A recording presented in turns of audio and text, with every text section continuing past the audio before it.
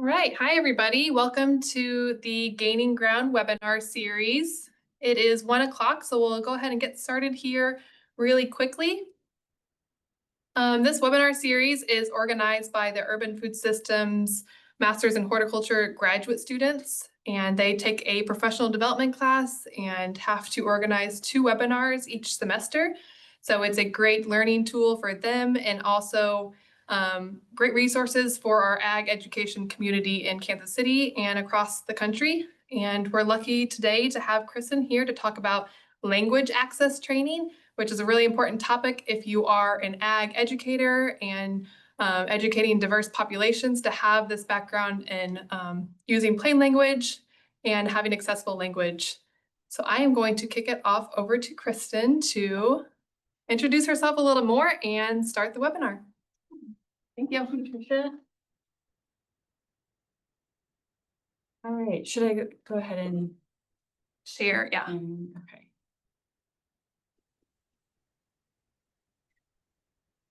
All right, hi everybody. I'm excited to be here. Like Tricia said, my name is Kristin Selby. My background originally is in teaching English to speakers of other languages. And then for many years, I worked in the New Roots program, which is a farmer training program here in Kansas City for refugees and immigrants with agricultural backgrounds, and we would help them start small farm businesses.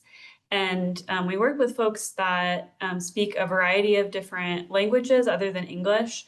So we would have to use interpretation a lot and communicate across a language barrier ourselves. So I became very practiced in that. And then we were working with other agricultural educators, like people from the USDA and K-State, Extension, things like that.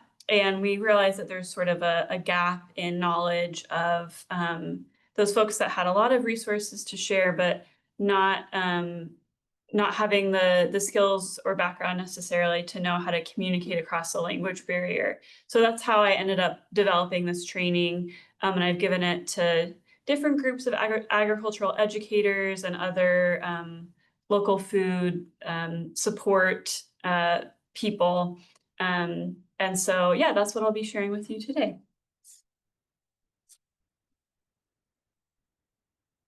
There we go.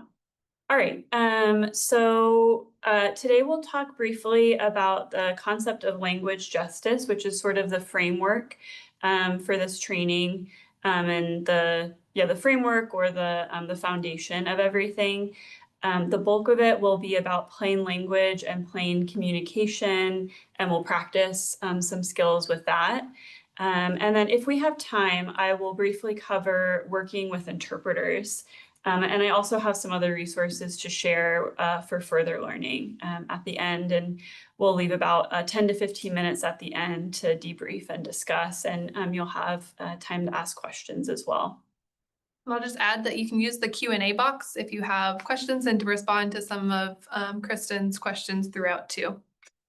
Yes, and yeah, especially in the plain language portion, it'll be sort of interactive. I'll ask questions. So yeah, please do use the Q&A box to ask questions or to give your thoughts. All right, so like I said, beginning with this framework of the concept of language justice. So language justice can be defined as the right that everyone has to communicate in the language in which they feel most comfortable. And it's also about building multilingual spaces. So I really liked this quote from the Highland Center. Building and sustaining multilingual spaces is about recognizing the social and political dimensions of language and language access, while working to dismantle language barriers, equalize power dynamics, and build strong communities for social and racial justice. So if there's a space where there are people who speak different languages, and English is just automatically the default language, it creates a power imbalance there. And so working to give everyone a voice and an equal opportunity to communicate is part of language justice. And I just like to also say that, creating multilingual spaces benefits everyone. It makes our community stronger. It strengthens our relationships within our communities. And, being able to have diverse perspectives and voices is really important in our work, and I think in this field particularly. So as I think we won't do a discussion about this right now, but I'd like you to kind of have this in your mind of what would language justice or multilingual spaces look like in action in your work.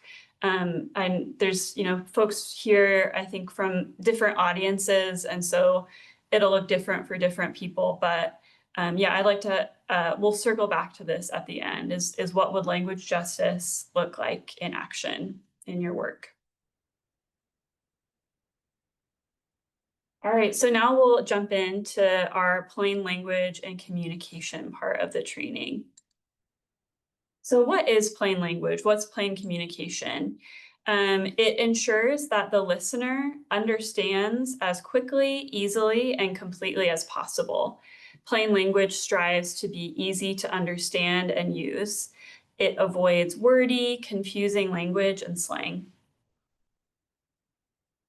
A communication is in plain language if the language, structure, and design are so clear that the intended audience can easily find what they need, understand what they find, and use that information. So I really like these kind of bullet points. Can my audience easily find what they need, understand it, and use it? That's sort of the maybe rubric for checking to see if you're using plain language. And then I also just like to point out that, plain language isn't about dumbing things down or oversimplifying. It's about helping your audience find the information you need, simply put.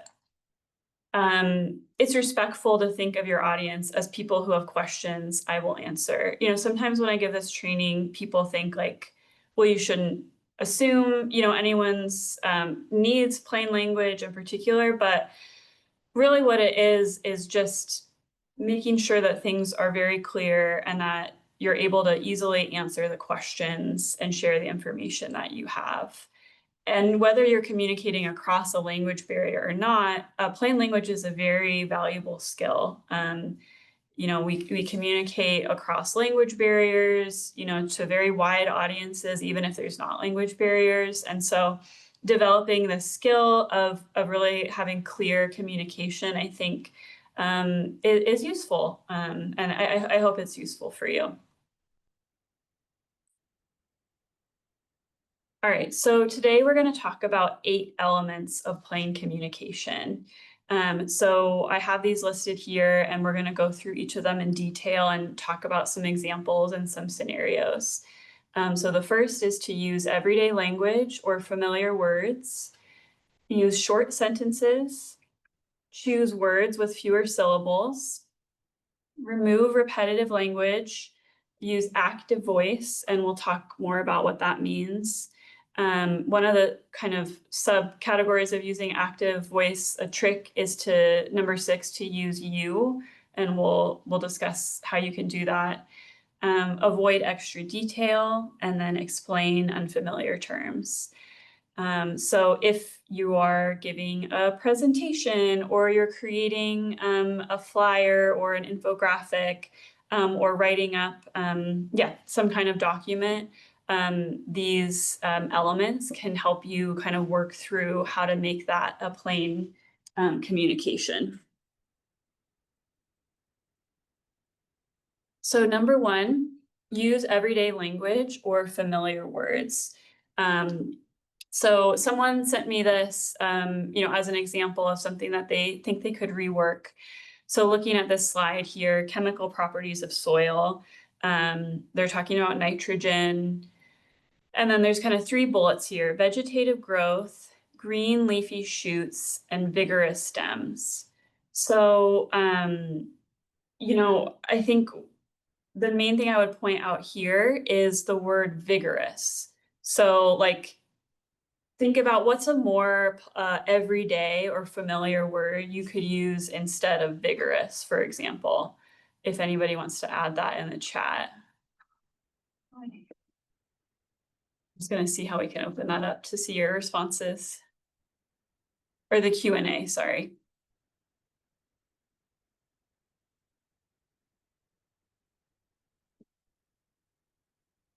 So I think what I would suggest here, instead of saying, oh, okay, yeah, we have strong, exactly. That's a great suggestion. Strong stems, or somebody else suggested fast growing stems. Either one of those would be a great choice for instead of vigorous, which is just not as familiar of a word.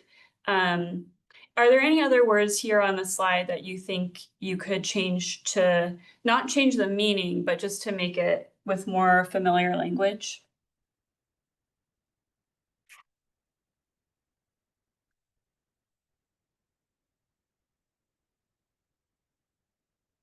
But yeah, like vegetative growth, and vegetative growth could be plant growth, somebody suggested. Yeah, I think that would be good. Vegetative, it's not a very familiar everyday word. So saying like plant growth, or plants are growing, quickly, or something like that, that could be more familiar. Okay, we'll look at a couple other examples here. So, okay, this is just sort of maybe in general language, not thinking about an agricultural presentation, but the term reach out to. What could be a more familiar or everyday term to use instead of reach out to?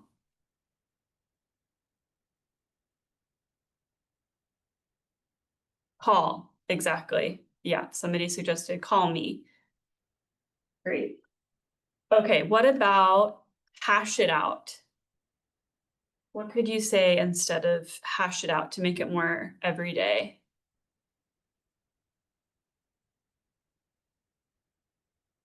Just looking at the Q&A here.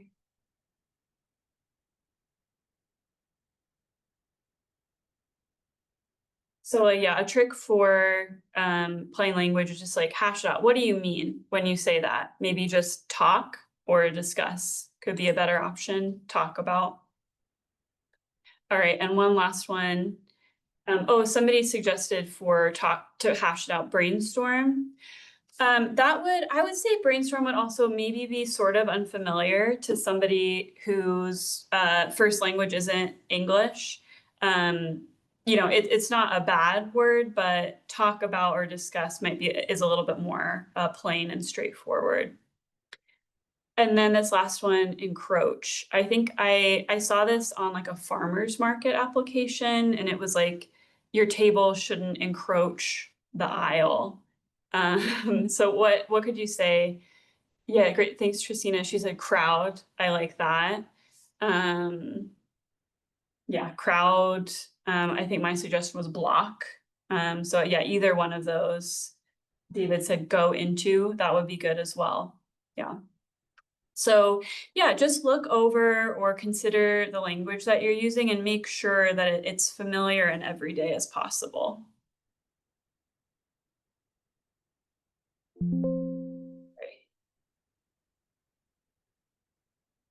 Okay. So number 2 is to use short sentences and sections. So you can see in this example here, there's this is also, I think, from a farmer's market application or information. It's a very large block of text. So I didn't change actually any of the language. I just broke it down into bullet points, and you can see how much easier that is to find the information that you need. So using those shorter sections can really help with clarity. Here's another example that someone shared with me. So you can see here, there's like a lot of, it's a very long section. So I think what I would suggest here, instead of having all this information here, I would just take out the bullets and you could just have physical, chemical, and biological. And then, you know, you're obviously going to go forth and explain what each of those pieces means, but that could all be on individual slides rather than throwing all the information on one. So that's the edit I would suggest for this. And then on the right here, I have what I think is like a good example of short sentences. You know, all of these bullets aren't more than maybe four words long. And there's not a ton of text on this slide, just very simple with a header, a few bullets, and a picture. So yeah, using those short sentences and sections is an important part of plain communication. In number 3, we have choose words with fewer syllables. So let's look at some examples here. What could you use instead of sufficient? So sufficient, I think that's 3 syllables. What would be a shorter, simpler word you use? A few people are suggesting enough. That's definitely what I would say. Great. What about experiment? Experiment. That's 4 syllables. Test was the suggestion. Yes, I agree with that. I think test it's a shorter, clearer word to use. Great. And then curriculum.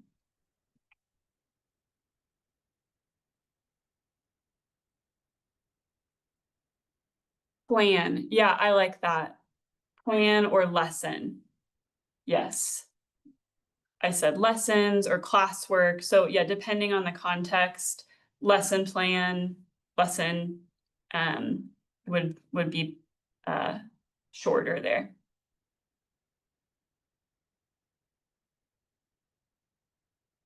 All right, so number 4 is to remove repetitive language. All right, so here we have an example. Put the sweet potato slips in the ground and plant them. Well, if you kind of look at that a little closer, you could just say plant the sweet potato slips, because planting means putting something in the ground. And so it's sort of redundant to say both of those things twice. So I'm just sort of eliminating that redundancy there. Okay, what about it is important for students to complete homework in a timely manner and turn in all assignments on or before the due date. So if anybody wants to type in the Q&A, what would be your suggestion to maybe remove some repetition or redundancy here?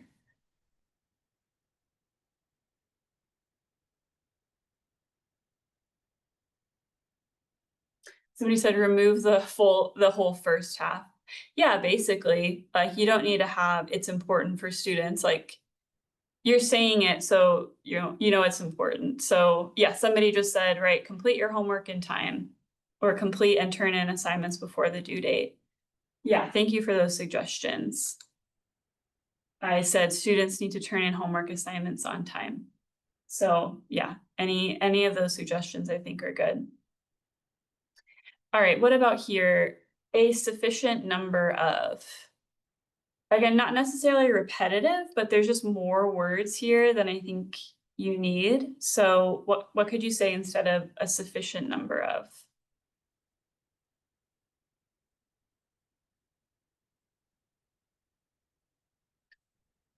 Great, thanks, Nicholas. Yeah, enough. Enough communicates the same thing without as many words. All right, so that's number 4, remove repetitive language. Oh, we have one more here. And then on a monthly basis. On a monthly basis, how could you say that in a shorter way? Yeah, just monthly. Great.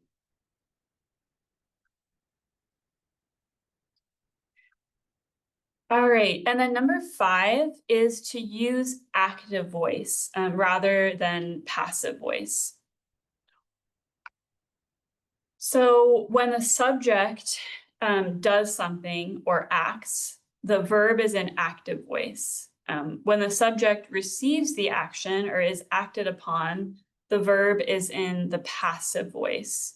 So let me go back here. So for example, passive voice would be the ball was kicked by me, right? So the ball is being acted upon. The ball was kicked by me.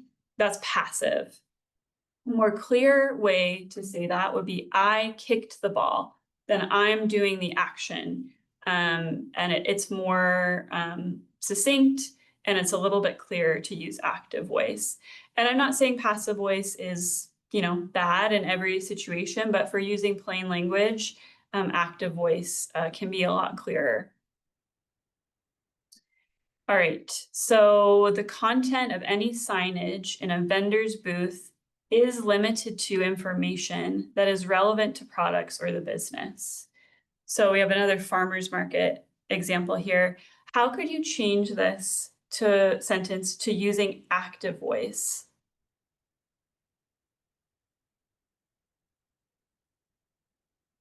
Give you guys a minute to think about that.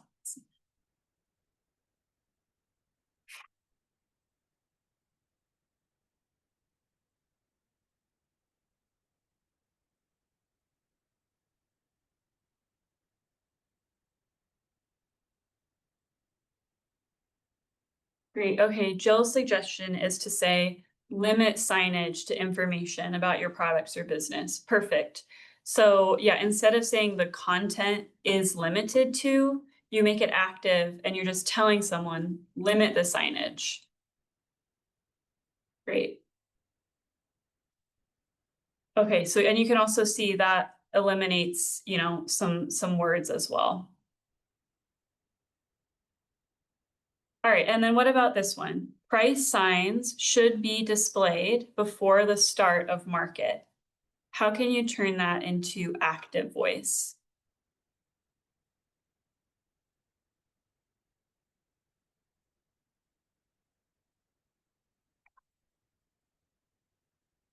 Great, okay, so display prices before the start of market. Perfect, or display price signs before the market opens. Yes, all those are good suggestions. So again, here price signs are sort of like being acted upon. And here the actions direct you display price signs before the market starts. So more active, more clear.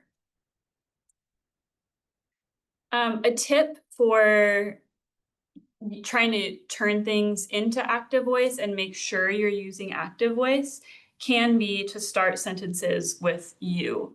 So if you're kind of struggling with a passive and active thing, this I found is a helpful tip. So here's a sentence that's in passive voice. Meetings with a teacher can be requested. By starting the sentence with you, how can you change this to an active voice sentence?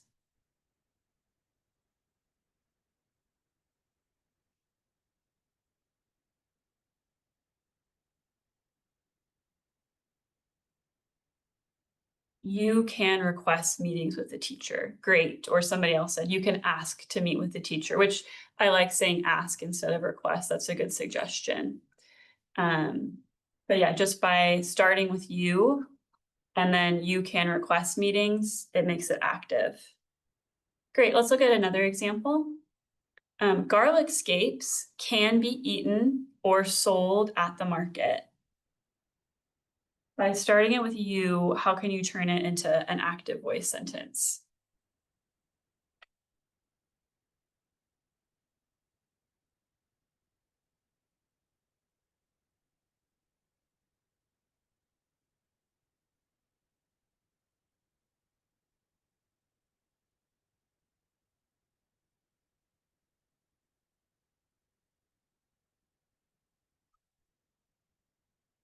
Okay, so we have you can eat garlic scapes or sell them at the market. Perfect. Yes. Yeah, somebody broke them into two separate sentences, which that's fine as well. But yeah, starting with you makes that active. Let me go back here real quick. One more note I just want to say about why we like to use active voice more. Like I said, it just makes the meaning a little clearer, more clear and easy to find. And also, if you're working with an interpreter and the sentences, the language is being interpreted, it can be a little bit easier for interpreters to interpret active voice rather than passive because it's just a little more straightforward.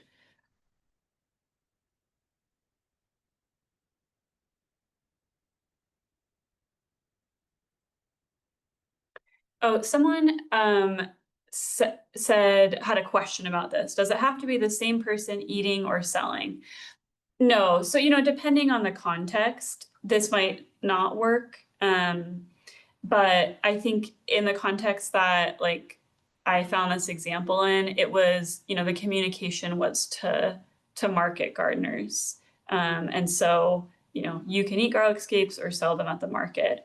But yeah, so it depends on the context. So the you trick won't always work, but it's one way to try to use active voice more. Thanks for that question. All right, tip number 7 is to avoid extra detail. So here is an example: sun-dry peppers for a long time, at least 14 hours. Well, here, you don't need that for a long time, at least. You could just say sun-dry peppers, 14 hours. And that would be, the same, communicating the same thing with less detail. All right, so I have some longer examples here, so I'll give you a minute to kind of think this over, and please put a suggestion in the chat if you'd like in the Q&A. We need to find a restaurant that serves delicious food, has a clean and spacious environment, offers vegetarian options, and is affordable. How could you communicate the same thing without some extra detail there?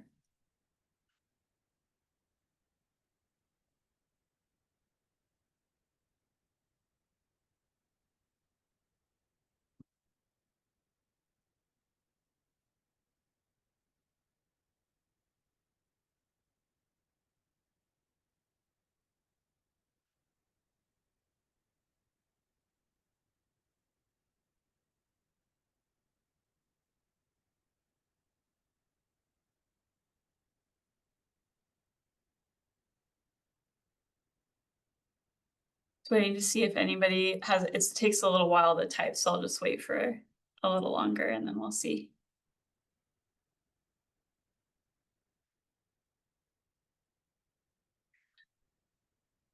All right, well, I'll go ahead. Oh, here we go. All right, so somebody suggested we need a clean, spacious, affordable restaurant that also has delicious vegetarian food.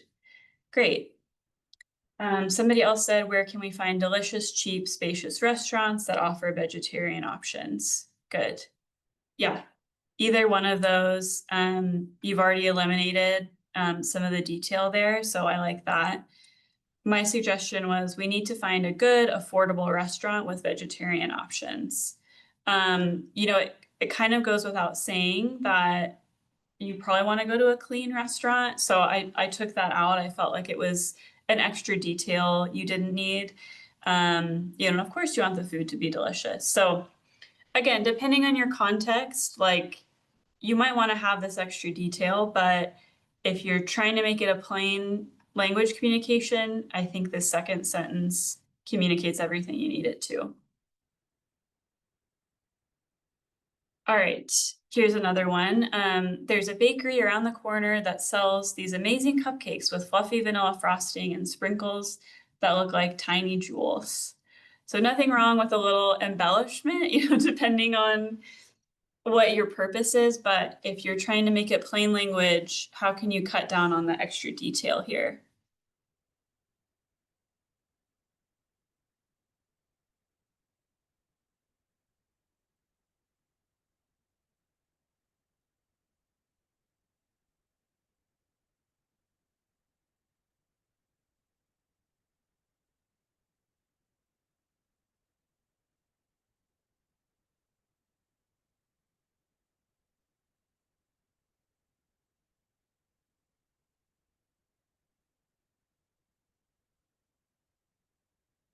All right, so someone suggested a bakery around the corner sells cupcakes with vanilla frosting and sprinkles. Perfect. Somebody else said the bakery around the corner has amazing cupcakes. They're even pretty. I like both of those suggestions. So communicates the same thing with taking out a little detail. Somebody said you had me at cupcakes, right? Cupcakes are great. You don't need all the extra details about the tiny jewels. There's a bakery on the corner with delicious cupcakes, or somebody said amazing cupcakes. Either way is great.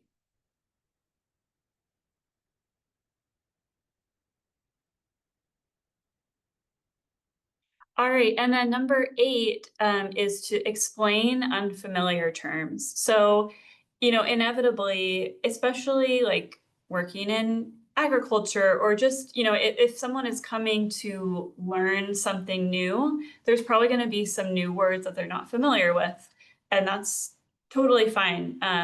You just want to explain those if you can at the beginning. So my suggestion is to pre-teach vocabulary. If there's certain words that are going to come up a lot that you think might be unfamiliar to your audience, share those definitions at the beginning. If you use an acronym, spell it out and explain it the first time you use it. Here's an example of a training it was like a class about how to hill potatoes that we made in our farmer training program. So these were 2 terms that were going to come up, hilling and mulch. And we thought that the audience might be unfamiliar with those. So we taught them this was like at the beginning of the class. So we define hilling as forming soil onto a heap or pile, in this case to cover the potato. And then we actually have a picture of somebody hilling a potato. And then we define mulch as well. So if you're doing a class or a presentation like this is a great way to explain unfamiliar terms, to use pictures, and to break down the language. So just to summarize all that, can the intended audience, if you're trying to edit your presentation, you're trying to change your language, think about, can my intended audience easily find what they need, understand what they find, and use that information? So, I would come back to this little rubric here, these questions, ask yourself these questions, and use these 8 tips to try to make your communication be in plain language. And I think we can probably share these slides at the end. I also have an infographic that somebody made that has these tips with little examples, and it's like a 1-pager. So you could print that off and like put it at your desk or something and refer to that just to remind yourself. All right, and then for the last part of the presentation, I want to talk a little bit about working with interpreters. So if you are communicating across a language barrier and your audience needs to use interpreters, here are some tips on how to do that well. So before your meeting or your class, first of all, just ask participants if they need interpretation and establish that. Don't assume one way or another. Ask and then determine what languages are needed. Just to kind of clarify the difference between consecutive and simultaneous interpretation. Simultaneous interpretation is usually like people would have, earphones on, like you might have seen like UN meetings, like there'll be people have earphones and everything's kind of all happening at the same time. Whereas consecutive interpretation is, someone says 2 or 3 sentences, pauses, and then the interpreter interprets, and then the person says the communication. So it goes back and forth. So it's slower than simultaneous. But in our context, and I would maybe assume in your context too, if you're working in, in communities and classes, you'll likely encounter consecutive interpretation more often than simultaneous. And then interpretation refers to a verbal interpretation of language, and then translation is written. Of course, you'll want to schedule the interpreter, and I have a couple tips at the end for doing that. If you can, if it's a meeting, creating an agenda with notes and sending the interpreter that agenda, or if it's, a presentation and you have, some PowerPoint slides, you could send those to the interpreter. In our program, we're very fortunate to have an interpreter on staff, and she would go through the class slides before class and kind of make notes for herself to prepare.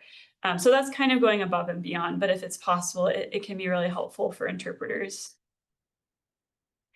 Of course, you'll want to introduce the participant and the interpreter and establish that relationship. And then if you're in a setting where there's some people using interpreters and some people not, just sort of letting people know that an interpreter is present and setting expectations for the pace of the meeting. Because if you're using consecutive interpretation, it will slow down the pace.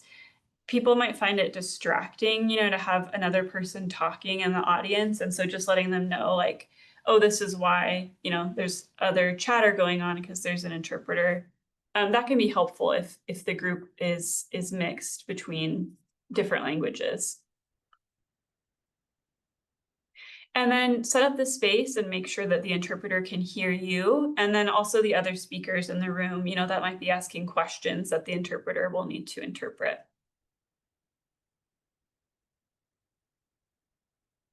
All right, and then during the meeting that you're using an interpreter in, you'll always want to speak directly to the person and not the interpreter. So don't turn to the interpreter and say, okay, tell her this. You want to just communicate directly to the audience member, or if you're having a one-on-one meeting, just talk to the person directly, and the interpreter will interpret all that. Speak at a moderate pace, not too fast, but not so slow that it's unnatural and hard to follow. Speak in short, manageable phrases.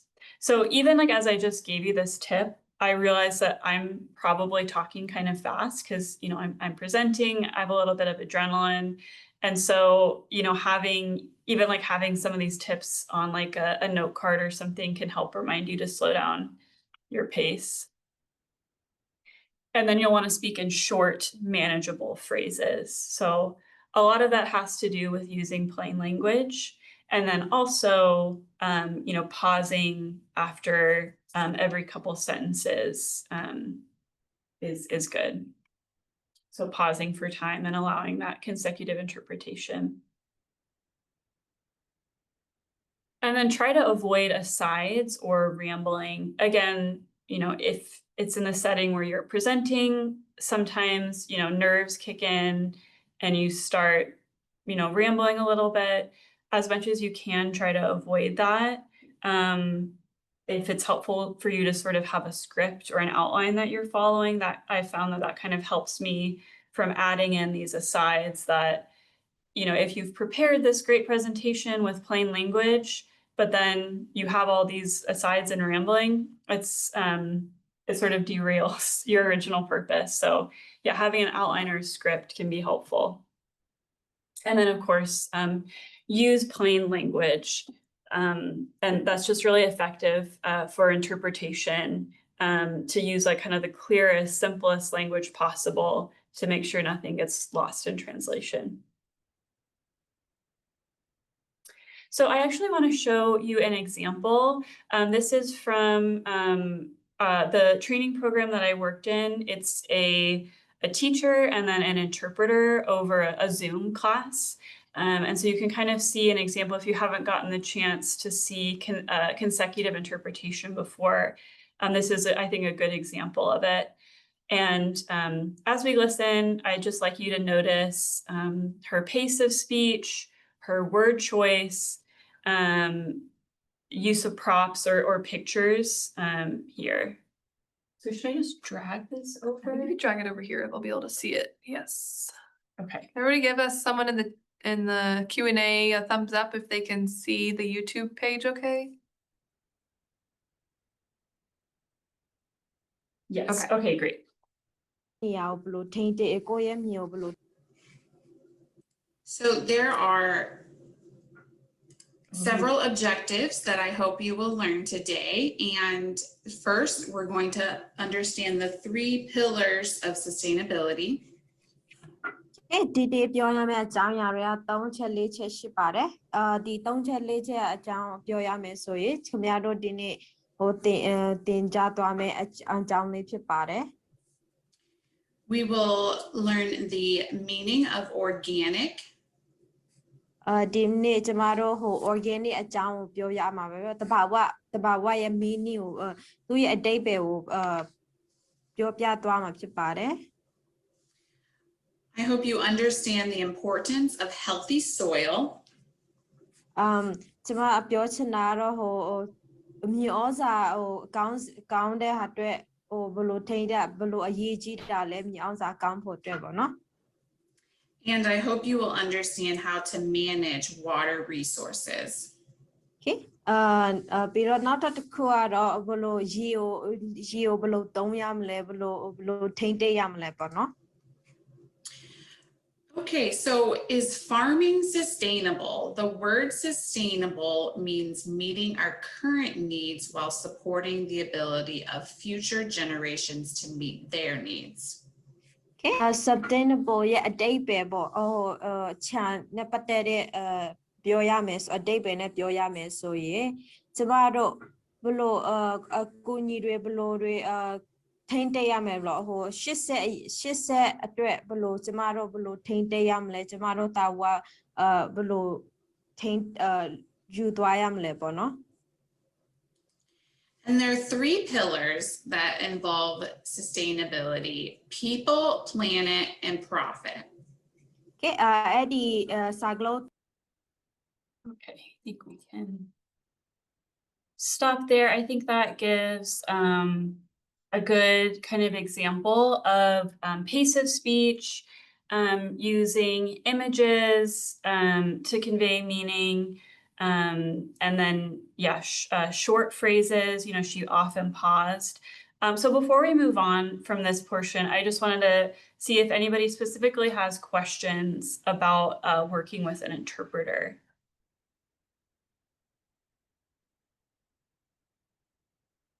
While I wait for that, I'm going to pull up this next slide just with some information about hiring interpreters. So yeah, we'll keep an eye on the chat, but local interpreters are great because in-person interpretation is just really helpful for, there's a lot of context that goes into language, obviously. So being, physically present is great. The standard pay rate, I think that this is sort of a broad audience, so I actually don't want to, it can be very different depending on the region. So I would just sort of research the standard pay rate or the interpreter might already have a set rate. And typically you'll want to schedule someone for at least 2 hours minimum in person. If that's not available to you, I've listed some of these online options. Tarjimly is a more volunteer-based option, and then CLI and TIN are 2 professional services that you can pay for, and it's like a phone line that you can call, and TIN has an app that you can use as well. All right, Ryan had a question that said, do you find generally need to allocate twice as much time for the same content with an interpreter? Yes, so that's a really good question, Ryan. So in our program, we would generally have at least 1, if not like 2 or 3 interpreters in our class. So we would plan 45 minutes to an hour worth of content for a 2-hour class. So it can almost double the time for a session. And that's a great question. And then someone else asked, when making slides, you generally want them short and concise, and you expand meaning with the presentation. Is that still the case when using an interpreter, or should you have slides that include most of all or the message on screen? Oh, that is also a really good question. So yes, I would still like the standard, keep it short on the slides. Maybe, if you do have the capacity to provide like more information, I would put that in the notes section, and then like you could print that off, or print it to a PDF and mail it to the interpreter so they can see like your script or more information in the notes. Another resource I'll share with you is, sorry, I'm kind of blanking on the name, but we did a project across many different organizations and created learning materials to use with speakers of other languages. And one PowerPoint presentation was simplified and one had more detail. So there's two totally different ones, and you would give the interpreter the more detailed ones. So that's kind of going above and beyond. But if you have the capacity to do that, that's great. And I'll share that in our resources as well. Specifically about interpretation, someone asked, is it possible to hire an interpreter as part of a specific job to deal directly with people, but not as an interpreter? I'm not totally sure. Oh, okay, I think maybe what this person is asking is like, can the interpreter like just teach the class or talk to the people in the language? And yes, that definitely is possible. Please clarify if I'm not understanding your question, but I've seen other organizations do this. Well, they'll hire someone who speaks the language that they're needing interpreted, and then actually just train that person or give them, the class information, the PowerPoint slides, and they would just teach the class in their language, and there wouldn't be like an English Burmese exchange or something like that. The class would just be in Burmese. So I don't have experience facilitating that, but people definitely do that. And I think it's a really good option.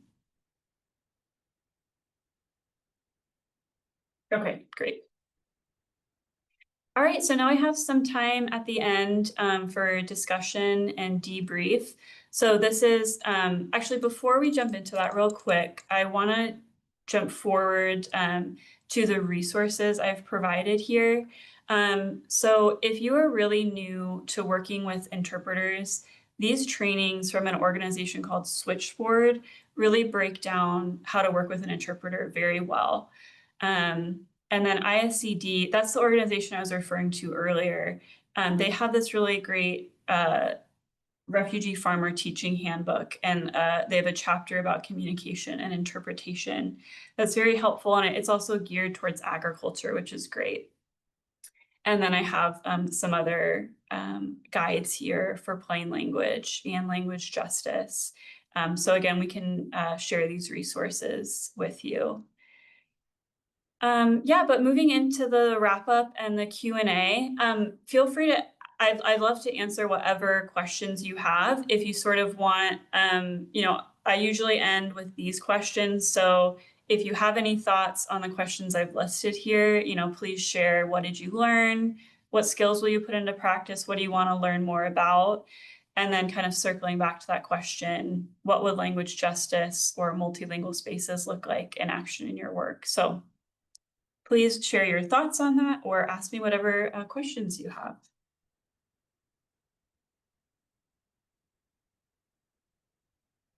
I'm sure. Okay. I had a question what everybody else is thinking of theirs related to sort of translation versus interpretation. Do you ever provide a copy of the slides, say in like a Zoom meeting like we saw with Amanda, in the native language that it's being interpreted for them as well? We didn't do that in my program. Just we didn't have the funding to do that, but I think it's a really, really good option, and I think that's a great if you have the resources to have a translation, I think that's super helpful. Yeah, to have resources in the language. All right, so someone asked, I was wondering, when working with people from non-English speaking countries, have there been any English slang terms that people really enjoy picking up on? Oh, that's a great question. Let me think.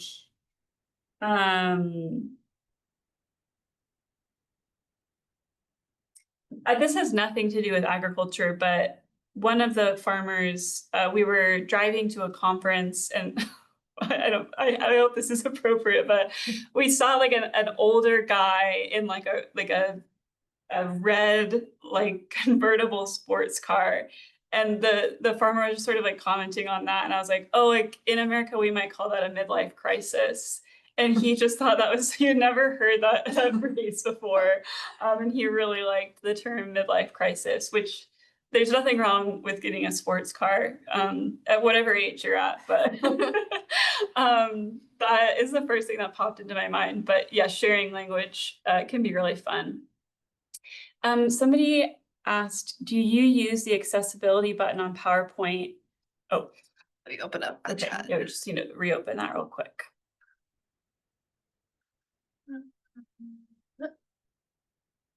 Do you use the accessibility button on PowerPoint to make your programs easier for blind or low vision participants? Could this be used for other languages? I've actually never used that before. So no, I probably should explore that just in general. And I'm not sure if it could be used for other languages. Yeah, that's if anybody has any information or experience with that, please share it in the chat. But yeah, thanks for pointing that out. I'll have to look into that. As teachers, there's a new feature in our Canvas, which is where students access their course online for all of the learning materials. There's new accessibility buttons in there that I find very helpful. So you can have it run through all of your curriculum and give it an accessibility rating. And then if it's in the red or orange, I know I need to go back to that content and make it more accessible. Oh, great. I like that. Speaking of like built-in tools that you can use, if you're creating YouTube videos that have captions, that can actually, like, YouTube has the feature to interpret the captions into like a really wide variety of languages. So we have done that for some instructional videos that we made. But that's another reason that plain language is great, because using that, maybe sort of AI or like automatic interpreters, having a more plain language will make that AI interpretation better. Another question is, do you ever notice and work with visual cues when trying to work with plain language audience? For example, if people furrow their brow when you use unusual words. Yes, for sure. I think, definitely taking the temperature of the room and trying to notice like body language and visual cues. It's, important for any kind of successful communication, I think, and particularly plain language. But I would just say, I would always want to confirm, not just assume that someone's not understanding, but being like, pausing and saying, hey, what questions do you have? Or is there anything that's unclear at this point? Okay, and then someone else asked, when selling a product, I've always heard it's good to be descriptive. Yes, like thinking about the example of the glitter cupcakes. Where is the cutoff between differentiating your product and confusing your audience? That's a really great question. And I think, I don't have an answer that kind of covers everything, but if you know that your audience there's a language barrier, that interpretation is going to be used, I would err on the side of having more plain language. If that, if the purpose of your communication is to, grab people's attention and sort of, stimulate their senses more, maybe I would go to the side of being like more detailed and vivid. Somebody suggested use Google Lens to translate slides on a budget. Yes, I mean, it sort of depends on the language too. Like, I think that, like Spanish works pretty well. What we've done, and we did this with Swahili as well, we found, we did have the budget to have interpreters generally, but if, we didn't, or if it was like kind of an emergency situation, I would put something into Google Translate. So for like from English to Swahili, and then I would copy the Swahili back into Google again and see what English came out and make sure that it was like still the same meaning. And because sometimes it wouldn't be. And so kind of like sifting it through side to side can help with that. But yeah, I mean, if you don't have the budget, I think just use what tools you can. And if, you're in charge of budgets, I would say, please, include interpretation if you can. Amy asked, what are some pitfalls of using a translator? I think maybe that was similar to what we just talked about. Let me know. Do you mean like a Google translator, or are you talking about like an in-person interpreter? I'm not totally sure. If you could clarify that. What are some of the, an in-person translator. I don't know if, so I guess maybe something to be aware of with in-person interpreters is just the professionalism and making sure that they're interpreting everything and not that you're saying and not adding in their own opinions, which a professional interpreter won't do that, but that is something that has come up from time to time using different interpreters over the years, and then being aware maybe of like the relationship. It's generally not appropriate to, if you can avoid using like a family member or like a close relationship like that as an interpreter, especially depending on the context, if you're talking about something that's a little bit more sensitive or personal. But in general, I think using in-person interpreters is the way to go if you can.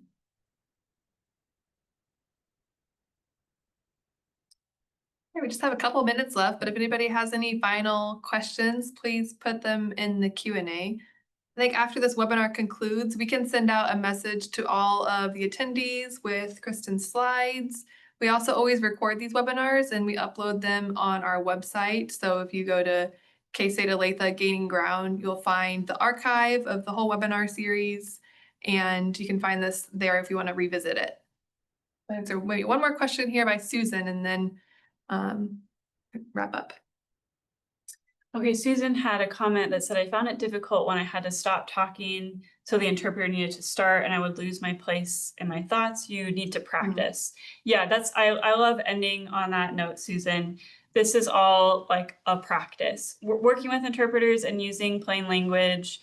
I love that phrase, progress over perfection. So just practicing, trying it out. That's the most important part. There's no such thing as like a perfect communication, maybe, but just practicing and trying is a big part of it. So yeah, thank you all so much for joining. Thank you for your time, Kristin. Thanks all for joining. We'll have another webinar here in a few weeks, so look out for more communication about that. All right, have a good afternoon. Bye.